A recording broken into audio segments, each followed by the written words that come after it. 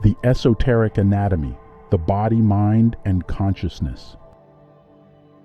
The study of the esoteric anatomy, or subtle material structure of the human being, has been present in various spiritual and esoteric traditions for millennia.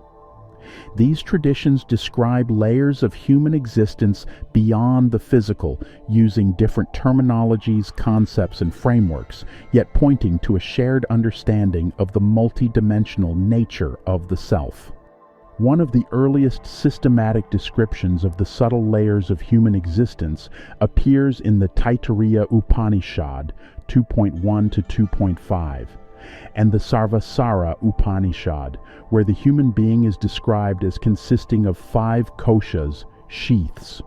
The koshas encompass physical, psychological, and even spiritual aspects, with the Atman, true self, at the center, wrapped within 5 layers, Panchakosha. Annamaya kosha, the physical body sustained by food. Pranamaya kosha, the energy body composed of prana, life force, and responsible for physiological functions. Manomaya kosha, the mental body related to thoughts and emotions. Vijnanamaya kosha, the wisdom body connected with intellect and deeper intuition. Anandamaya kosha, known as the bliss sheath, is the subtlest and most internal of the 5 sheaths that veil the true self, Atman. However, interpretations vary. Some consider Anandamaya kosha not merely a sheath, but the highest evolutionary plane of the embodied self. In certain perspectives, it is even linked to the soul itself and associated with Karana Chitta, the intuitive superconscious mind or the mind of light. It is often seen as the presence of spirit itself in manifestation in its purest state. However, in the Vedanta tradition, all 5 koshas are considered sheaths that cover the true self, Atman. Even the most subtle of these, the Anandamaya kosha, is a layer of prakriti, nature, originating from avidya, ignorance, and is not identical to Atman itself. While it is associated with bliss, it remains within the domain of prakriti and thus distinct from the pure, formless awareness of Atman. Advaita emphasizes transcending all sheaths, including this one, as they ultimately belong to the domain of the phenomenal world rather than absolute reality. However, in traditions that recognize duality, such as Dvaita or Dvaita-Advaita philosophy, the Anandamaya kosha can be viewed as the realization of spirit in manifestation, or as a presence of the divine in the phenomenal world. Overall, the koshas illustrate a progression from the grossest to the subtlest aspects of existence, with the physical body being the most tangible and Anandamaya kosha representing the highest level of embodied experience. The Panchakoshas, 5 sheaths, are traditionally categorized within the framework of the 3 bodies doctrine, Sharira Traya, which consists of Stula Sharira, the gross body, Sukshma Sharira, the subtle body, and Karana Sharira, the causal body. The gross body, Stula Sharira, is associated with Annamaya kosha. This category refers to the tangible, material aspect of our existence that can be perceived through the 5 senses. The physical body is the most dense and visible sheath. It is nourished by food and sustained by the processes of metabolism and digestion. The subtle body, Sukshma Sharira, is associated with Pranamaya kosha, Manomaya kosha, and Vijnanamaya kosha, and deals with the mind, energy, and intellect, more refined aspects of existence. These koshas govern our energy, emotions, and intellect, influencing our mental, emotional, and intellectual experiences. In turn, they are shaped by our experiences, which continually refine and evolve them. The causal body, Karana Sharira, is associated with Anandamaya kosha and represents the innermost layer of existence, corresponding to the deepest level of consciousness and associated with the accumulation of karmic impressions.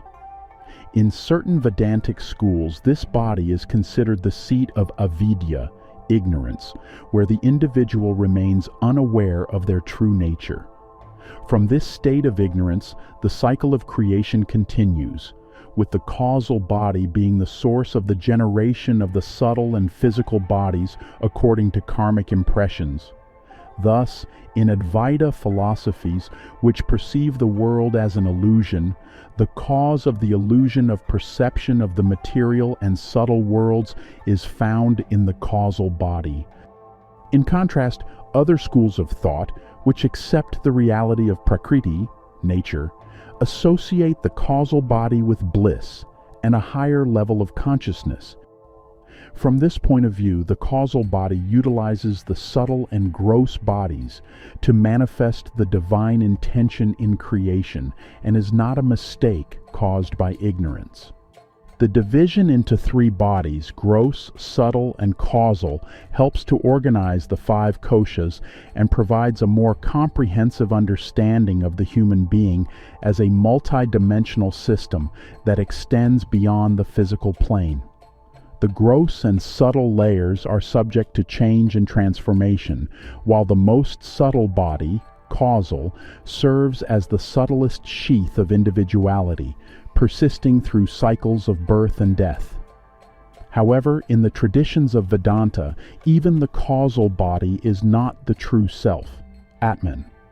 It is a product of Prakriti and dissolves upon realization of one's ultimate nature. The Panchakosha model provides a solid framework for understanding the multidimensional nature of the human being and is closely related to levels of consciousness and manifestation. It is inward-oriented, illustrating the layers of experience from the gross to the subtle that obscure the self. However, a more suitable model for mapping an individual's relationship with the cosmos, interaction with the external world, and connection to higher spheres is the seven-body system. At the same time, the gradation of subtle bodies can vary significantly across different traditions and sometimes extends beyond the commonly recognized seven-body system. It is outward-oriented, mapping an individual's connection to different planes of existence where the body takes on increasingly subtle forms, often associated with modern concepts such as the aura or biofield. In essence, this is a perspective on the same reality from different viewpoints. From the standpoint of an embodied human looking outward, the layers of existence appear to expand outward, according to the subtlety of interaction with the world in higher spheres. However, when viewed from within, from the perspective of the deep self, these layers are seen as coverings that enclose it, limiting perception and veiling the innate purity of consciousness.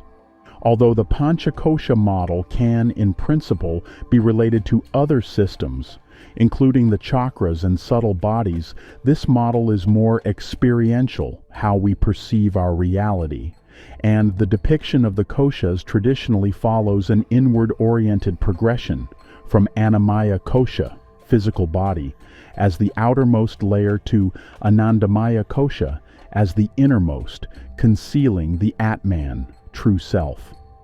While the seven-body model is more structural and demonstrates how different layers interact energetically. In this way, the Panchakosha model assumes an inner vision of the self, whereas the seven-body system demonstrates a model of the human being in its manifestation, mapping its relationship with the higher spheres. In addition, the Panchakosha model essentially groups functions and aspects, whereas the seven-body system classifies bodies based on energy density. Although these functions and aspects generally correspond to the energy density of the bodies, many individual functions can simultaneously operate across different bodies and levels, manifesting in both the most subtle and the most gross forms. However, sometimes two more koshas are added to these five, thus forming a system of seven koshas close to the widespread esoteric system of seven bodies. Sixth kosha, Chit kosha, Chaitanya kosha, spiritual wisdom. Seventh kosha, Sat kosha, Atman, merging with the infinite. Sri Aurobindo describes these 7 bodies and the states of Purusha associated with them in his commentary on the Isha Upanishad, referring to the Taittiriya Upanishad. Man, being one in his true self with the Lord who inhabits all forms, can live in any of these states of the self in the world and partake of its experiences. He can be anything he wills, from the material to the all-blissful being. Through the Anandamaya he can enter into the Chaitanya and Sat Purusha. Sri Aurobindo describes how Atman, the self, expresses itself through different levels of nature's manifestation, depending on the dominant aspect of consciousness in an individual. Here, despite experiencing different states, the individual's true nature remains united with the divine. A person can exist in any of these states and experience their reality. Depending on their awareness, they can shift between different levels of existence, from the most material state to the highest blissful state. So, in the physical consciousness, Atman becomes the material being Annamaya Purusha. In the vital or nervous consciousness, Atman becomes the vital or dynamic being Pranamaya Purusha. In the mental consciousness, Atman becomes the mental being Manomaya Purusha.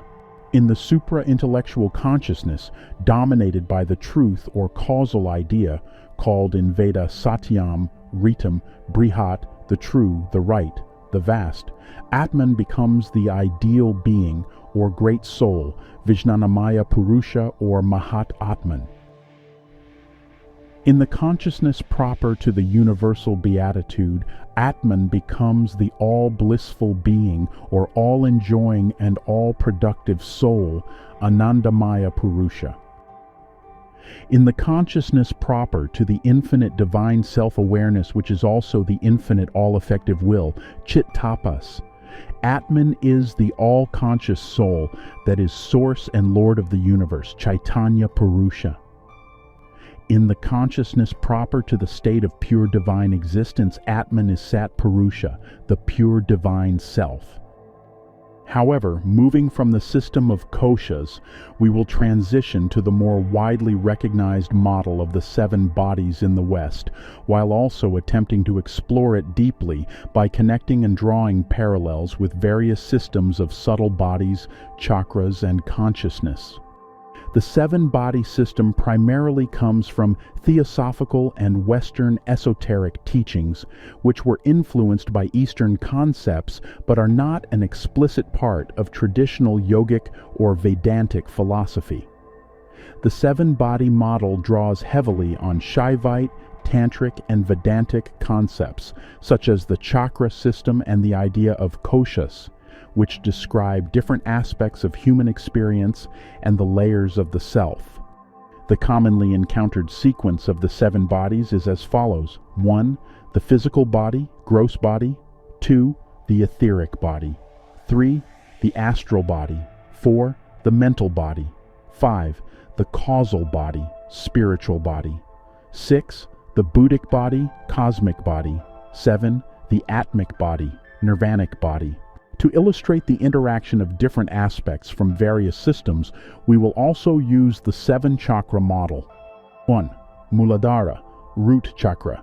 2. Svadhisthana, sacral chakra. 3. Manipura, solar plexus chakra. 4th. Anahata, heart chakra. 5.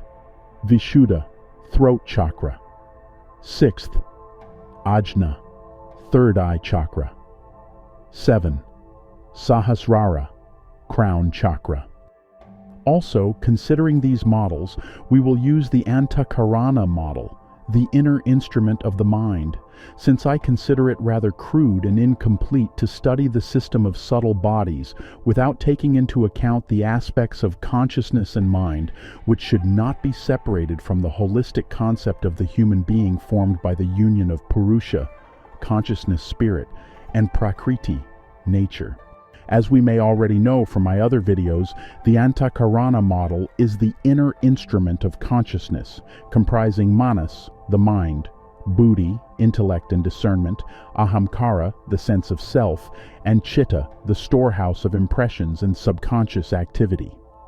Moving forward, we will explore how the subtle bodies and koshas connect with other systems, such as the Antahkarana and Chakras, along with the aspects and functions they emphasize. The first body, the physical body, gross body, like the Annamaya kosha, represents the material biological body dependent on food and physical processes. However, let's look at this more broadly. Despite the abundance of ignorant nature, inertia, and tamas in the physical body, it is not simply mechanical and passive, but also possesses a physical mind and consciousness, albeit rather crude and limited. The physical body is the seat of the physical mind, the mind of the physical personality developing along with the body. But the presence of consciousness also allows the vital force to organize, shape, or even take form as bodily structures, filling them with life.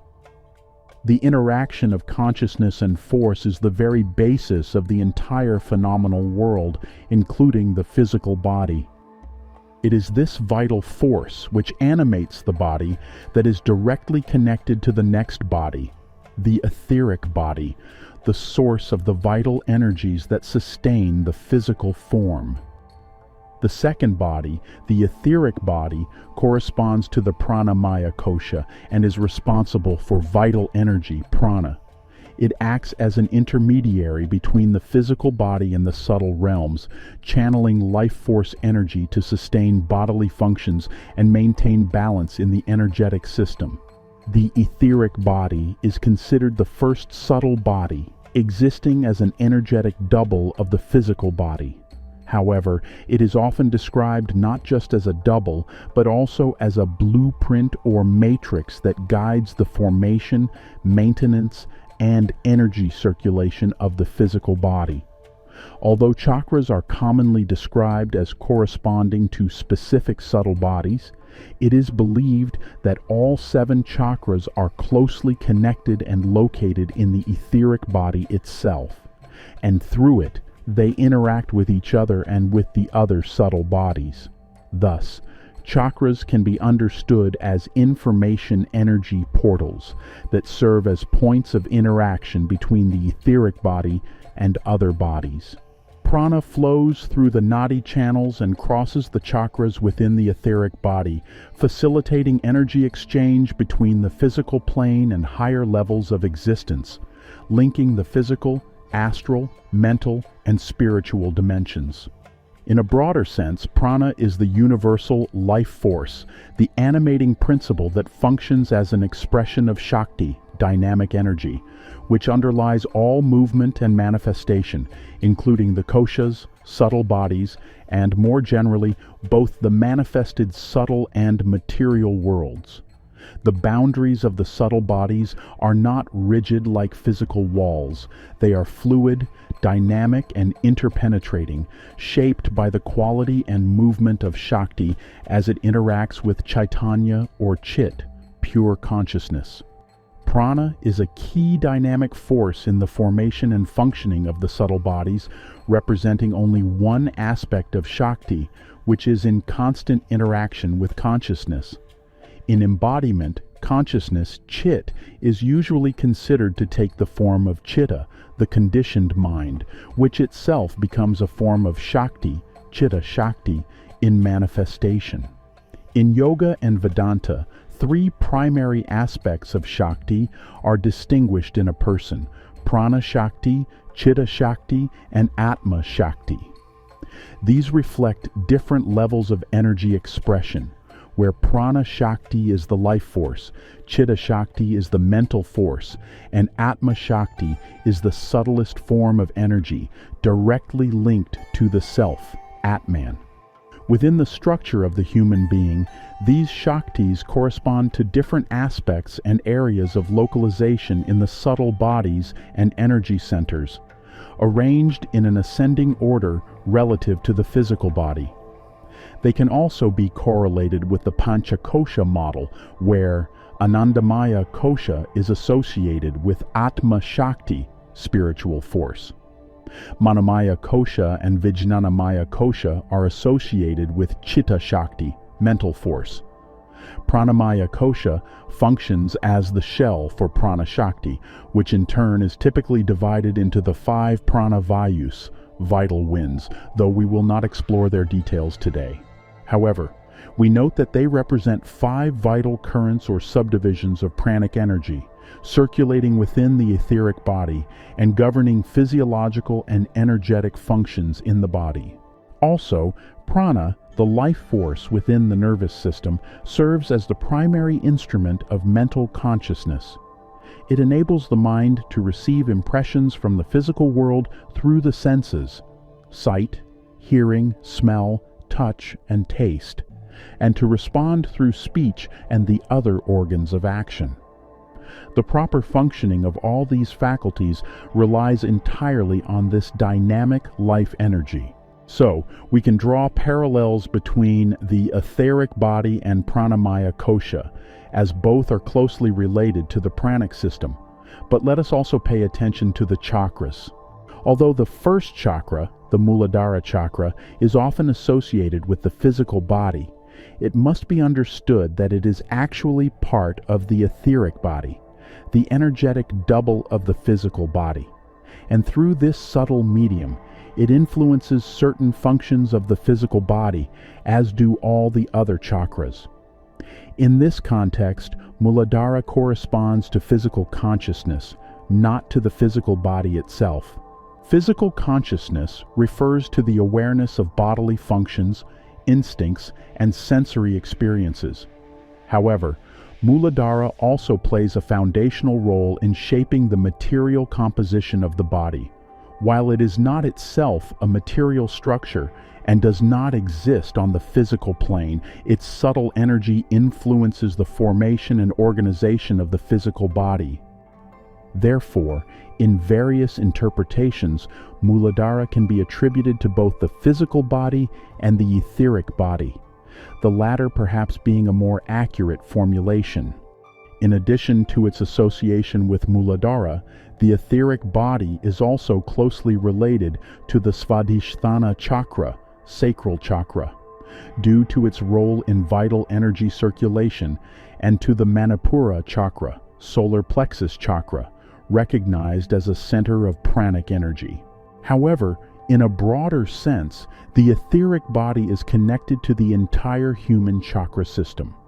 It serves as a subtle medium that links all levels of existence through the chakras, enabling them to manifest their respective functions within the physical body. The issue of interpretation is compounded by the fact that different traditions describe subtle bodies using varying terminologies and subdivisions. For example, in some systems, the etheric body is considered a distinct entity, whereas in others, it is viewed as a functional aspect of the astral or vital body. While the broad structural framework remains consistent across traditions, the specific relationships between chakras and subtle bodies can shift depending on the purpose, whether it is healing, spiritual development, or the exploration of consciousness. Beyond the etheric body, which is primarily associated with the circulation of prana, lies the more subtle astral body. The astral body, along with the mental body, is commonly correlated with the manomaya kosha, the mental emotional sheath that encompasses emotions, reactive thoughts, and sensory experiences. The manomaya kosha is often associated with the subconscious aspect of chitta and the reactive mind, manas, both of which belong to the Antahkarana. The subconscious chitta is generally placed beneath manas, serving as its foundation, as well as the basis for other aspects of the Antahkarana. Often some functions of the subconscious are associated with the second chakra, Svadhisthana, the sacral chakra, which governs the realm of emotions, sexual energy, creativity, and unconscious patterns, all of which are tied to the subconscious mind. However, According to Sri Aurobindo, the subconscious is not always precisely localized to a specific bodily region or chakra. It is often perceived as an indeterminate aspect of consciousness that becomes determined into thoughts, memories, desires, sensations, perceptions, impulses, and emotions, chittavritti. The Muladhara is the center of the physical consciousness proper, and all below in the body is the sheer physical, which as it goes downward becomes increasingly subconscient. But the real seat of the subconscient is below the body, as the real seat of the higher consciousness, superconscient, is above the body. At the same time, the subconscient can be felt anywhere, felt as something below the movement of the consciousness and, in a way, supporting it from beneath or else drawing the consciousness down towards itself. The subconscient is the main support of all habitual movements, especially the physical and lower vital movements. Thus, the subconscious does not have a specific subconscious center, as Sri Aurobindo states. However, it has a level below the feet, while in the superconscious, the corresponding level is above the head. Yet, from there, it can surge up anywhere. However, in one of his descriptions, he also assigns Chitta from the Antahkarana system a position beneath Manas, placing it extending from the heart to midway between the heart and the navel. This probably emphasizes the ability of the subconscious or its disturbances, chitta vrittis, to rise to this center, or to be concentrated here as the operative part of the subconscious or memory working in Antahkarana. But it is important to note that just as the subconscious can rise into the physical, vital, and mental aspects of the being and gain power over them, so too can the superconscious be brought down into all parts of the human being, down to the physical, and perhaps even into the subconscious itself, to purify and illuminate all the impurities of the being with divine light. This being the very goal of Sri Aurobindo's integral yoga. In practice, we ourselves can observe how certain forces linked to emotional and mental states such as fear, obsessive thoughts, and anxiety manifest or become lodged in specific parts of the body. Simply recognizing their presence, observing them without reacting or engaging, can serve as a powerful tool for inner development. In this context, a deeper understanding of our inner structure, particularly through the model of one's being and the functions of the Antahkarana, can greatly support and enhance this process. So, chitta, memory and consciousness, is an important component of the Antahkarana, inner mental system, where it is often understood as a repository of memory associated with the subconscious. However, chitta is often understood in a broader context as the manifested and conditioned state of chit, pure consciousness, within the embodied being. Often, its conscious aspect is emphasized, containing within itself a potential that is not limited solely to the individual's accumulated subconscious memory. In addition to serving as the fundamental ground for all mental operations, it also carries deeper karmic imprints, vasanas, and samskaras, the causal tendencies that shape one's future rebirth. In its highest form, chitta becomes karana chitta, the superconscious mind, which is closely connected to the causal body, or anandamaya kosha, in the Panchakosha system. Beyond the causal body, conditioned aspects of chitta dissolve, revealing the true nature of chit as pure, undifferentiated consciousness.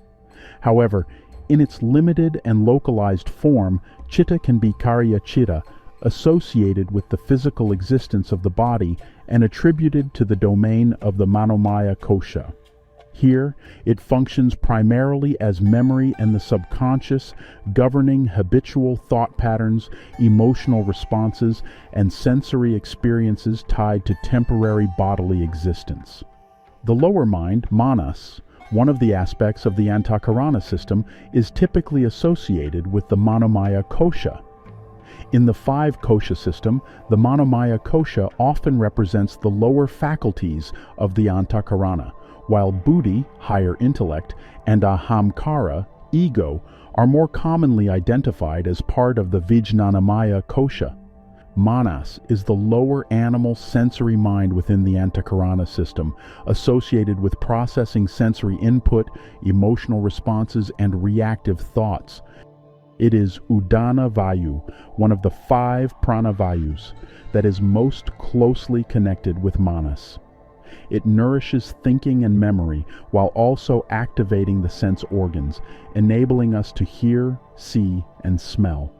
In this way, we see how the mental aspects of the mind, particularly manas, intersect and interact with prana, illustrating the deep interconnection between the life force and the processes of consciousness. It is not without reason that many yogic and meditative traditions emphasize the regulation of breath and prana to influence mental states. Through practices like pranayama, one can calm or energize manas, refine sensory perception, and bring emotional and cognitive processes under conscious control. Manas is more often associated with the astral mental aspects, and Sri Aurobindo described it as being located in the chest area just above the heart or the heart chakra, Anahata chakra. The fourth body, the mental body, is primarily associated with the manomaya kosha and plays a role in perception, associative thinking, and emotional processing. However, higher aspects of reasoning and intellect, which belong to buddhi, are more closely associated with the vijnanamaya kosha and are reflected at a higher level of consciousness. The vijnanamaya kosha is typically regarded as the sheath associated with higher intellect, buddhi, and the sense of individuality, ahamkara. Often, one may observe a form of rivalry between buddhi and the lower manas. Although interconnected within the Antahkarana system, they belong to different koshas, manas to the manomaya kosha, and buddhi to the vijnanamaya kosha. This distinction represents different levels of cognition, where buddhi and manas either cooperate or compete for dominance. The transition from manas to buddhi symbolizes a shift from the more superficial functioning of the manomaya to the deeper discernment of the vijnanamaya.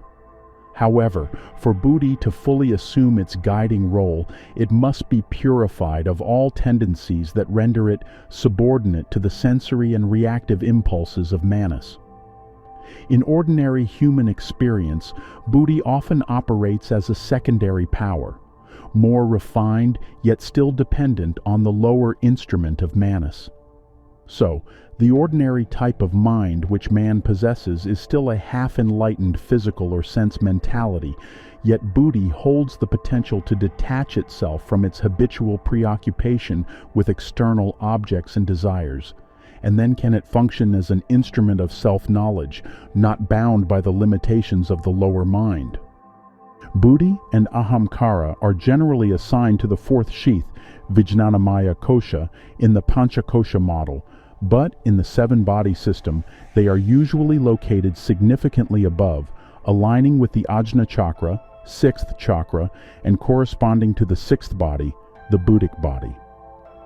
This distinction emphasizes that buddhi takes part in the intellectual processes of the Antahkarana, but it embodies not only the function of intellect, it also becomes the faculty of intuition at higher levels of consciousness, eventually transforming into an instrument of the overmind or supramental consciousness.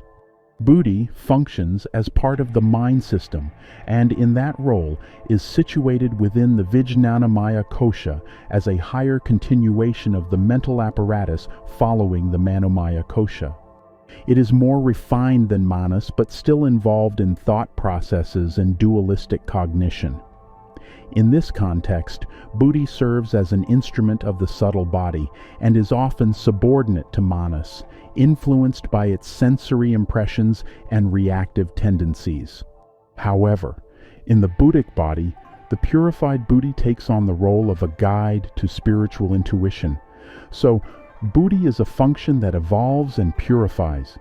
In early development, it operates within duality in the Vijnanamaya kosha, and when purified, it becomes available as the guide for intuitive knowledge in the Buddhic body. There, Buddhi becomes the transformed instrument of supermind.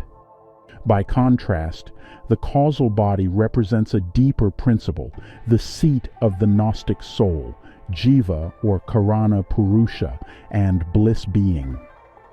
It is not involved in cognition in the usual sense, but holds the blueprint for spiritual perfection and divine embodiment. Here, the Jiva can become aware of its unborn, non-evolving, eternal self, a center of the divine consciousness. Yet it is also from here, in a state of ignorance, that the subtle and gross physical structures of the being emerge. The fifth body, the causal body, serves as the storehouse of karmic imprints and deep subconscious tendencies, much like the Karana Sharira in the Sharira Traya system. It is the subtlest layer of individuality, where samskaras, latent impressions, and vasanas, deep-seated tendencies reside, shaping one's experiences across lifetimes. The causal body does not engage in active discursive thought like the lower mental bodies, but holds the seed potential of cognition, identity, and deep intuitive insight. It is usually linked with deep, formless awareness and blissful absorption, associated with the Anandamaya kosha in the Panchakosha model. The sixth body, the Buddhic body, is the higher causal or higher mind, linked to spiritual intuition. This body is connected to the Ajna Chakra and also to Buddhi, the intellect, which is believed to become an instrument of divine knowledge and spiritual intuition when purified. The seventh, the Atmic body, is pure spirit, linked to self-realization and unity with the divine. In the seven-body framework, the Atmic body represents the essence of pure existence, Sat, consciousness, Chit, and bliss, Ananda.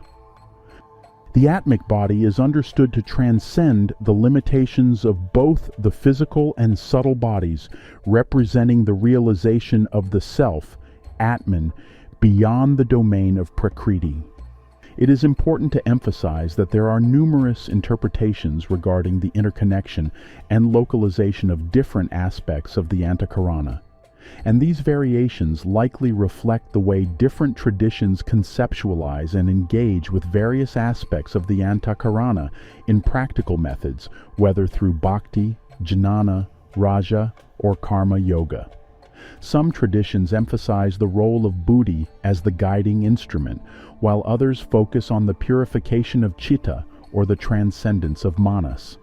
Although the components of the Antahkarana, manas, mind, buddhi, intellect, and ahamkara, ego, are often treated as distinct instruments, each serving specific cognitive and psychological functions, they are generally considered specialized, differentiated aspects of chitta itself. In this broader sense, chitta is essentially the Antahkarana in its entirety, manifesting through its various aspects of mental activity.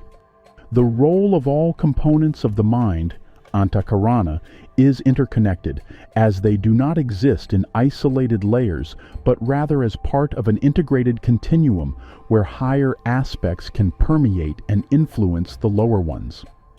For example, buddhi functions as an underlying guiding force, though its influence may be obscured by emotional impulses or habitual thought patterns at lower levels of consciousness, where manas and more instinctual subconscious forces dominate. When manas, thinking, dominates, a person is primarily guided by habitual subconscious sensations, emotions, and sensory impressions based on past conditioning and preferences, ragadvesha. Manas continuously wanders in search of connections and associations, relying on them to interpret experiences, but it does not provide a balanced or objective assessment. When ahamkara, ego, dominates, most decisions revolve around preserving, protecting, and reinforcing one's identity. Ahamkara gives rise to attachments because it is the aspect of the mind that identifies with experiences, roles, objects, and achievements as mine. Manas, when making choices, is inclined toward what is pleasurable or appealing, raga, and avoids what is unpleasant, dvesha, whereas ahamkara, or ego, may sacrifice what is personally desirable if it serves to uphold or reinforce its identity, pride, superiority. This is why spiritual traditions emphasize refining and controlling manas and ahamkara, so that one is not simply carried away by conditioned impulses or trapped in self-importance and attachment to identity, but instead guided by discrimination, buddhi, and deeper awareness. When buddhi dominates, decisions are primarily based on logic, analysis, and discernment rather than emotions or habitual reactions. However, its limitation is that lower buddhi operates within the scope of accumulated knowledge, experience, and memory. But even beyond this rational intellect lies the higher buddhi, which does not merely process knowledge, but perceives truth directly on an intuitive level. Thus, while the lower buddhi is the highest faculty of ordinary cognition, it must be purified and evolved into the higher buddhi, which opens the way to direct realization beyond the limitations of the conceptual mind. Sri Aurobindo describes buddhi as not only an instrument of knowledge, but also of will, the means by which the Purusha, the inner conscious being, begins to master its true nature. Thus, buddhi is often regarded as a guide to higher knowledge, but in some traditions, rather than emphasizing buddhi, the focus is on the pacification of chitta as a whole. It is believed that when chitta transcends the limitations imposed by ahamkara, manas, and buddhi, and its fluctuations chitta-vrittis cease, it becomes a pure reflection of universal consciousness.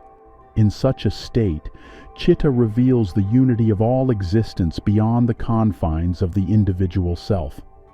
Depending on the tradition, chitta in this state may either reflect pure consciousness or cease to be distinct from chit, pure consciousness, altogether. The mind can appear in 5 different conditions or states, chitta bhumi, representing varying degrees of restlessness, dullness, focus, or control. 1. Ksipta, the restless mind. 2. Muda, the torpid mind. 3rd. Viksipta, the distracted mind. 4th. Ekagra, one-pointed mind, a concentrated state where the mind remains steadily focused on a single object. 5. Niruddha, controlled mind, the state where all mental fluctuations, chitta-vrittis, are completely stilled. This classification of 5 states of the mind, chitta bhumis, is presented in Vyasa's classical commentary on Patanjali's Yoga Sutras. It outlines a spectrum of mental conditions, culminating in the final state of Niruddha, where the mind becomes fully pacified, free from distractions, and capable of reflecting pure consciousness. Understanding the Antahkarana as a tool is important for self-awareness. By learning how thoughts and emotions arise at different levels of our being, understanding the system of subtle bodies, the functions of the Antahkarana, and their interactions within different energy centers, individuals can cultivate greater self-awareness, refine their perception, and consciously navigate their inner processes, moving closer to spiritual realization. Through reflection and self-awareness, a person can observe their own cognitive, emotional, and behavioral processes, as well as the forces influencing their formation, and either accept or reject them. This process is essential for spiritual growth and mental discipline, as it allows one to break free from conditioned responses and act with greater mindfulness, clarity, and purpose. In yogic and tantric traditions, the human being is often described as possessing a complex energetic anatomy composed of chakras, energy centers, and nadis, subtle channels, which closely correspond to the subtle bodies and the koshas. Traditionally described in texts such as the Chakra Nirupana by Swami Purnananda and the Shiva Samhita, chakras are energy centers that regulate spiritual, mental, and physiological functions. These centers align with the spine and head, corresponding to different levels of consciousness and perception. However, chakras do not function in isolation. They are interconnected by an intricate network of nadis, which serve as channels for the flow of prana, vital energy, linking and harmonizing the energy centers. The three main nadis, Ida, Pingala, and Sushumna, carry prana through the body. In some traditions, the activation and balance of these channels are considered essential for higher states of awareness and spiritual awakening. However, even in everyday life, they play a crucial role in maintaining normal human functioning and vitality. In addition to the three main nadis, the Shiva Samhita mentions 350,000 nadis within the body, noting that only 14 of them are of particular importance. Texts like the Hatha Yoga Pradipika and Goraksha Samhita mention 72,000 nadis.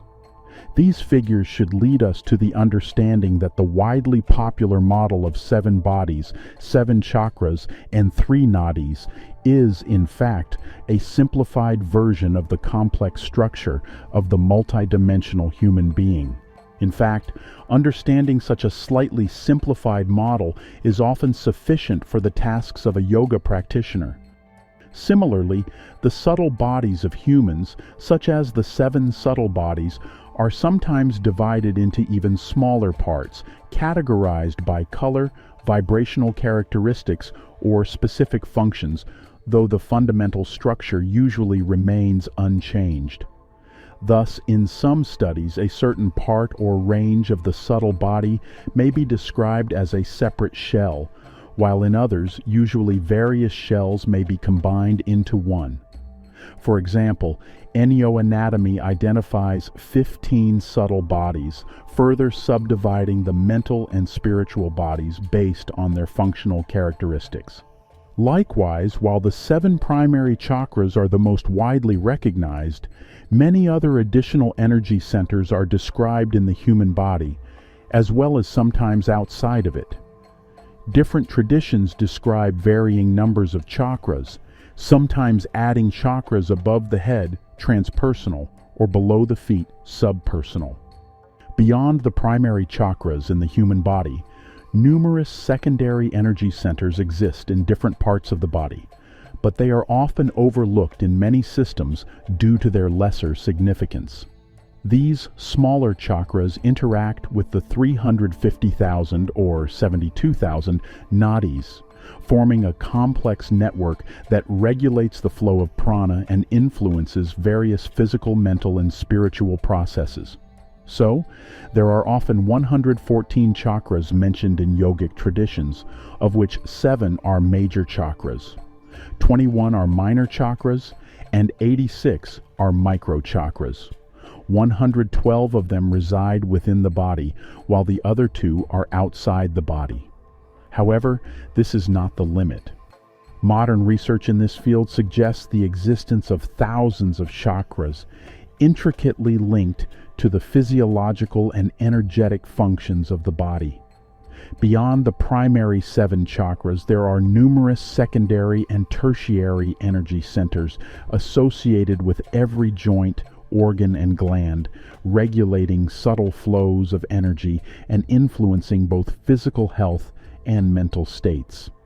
These chakras form a vast interconnected network that supports the body's vitality and overall well-being.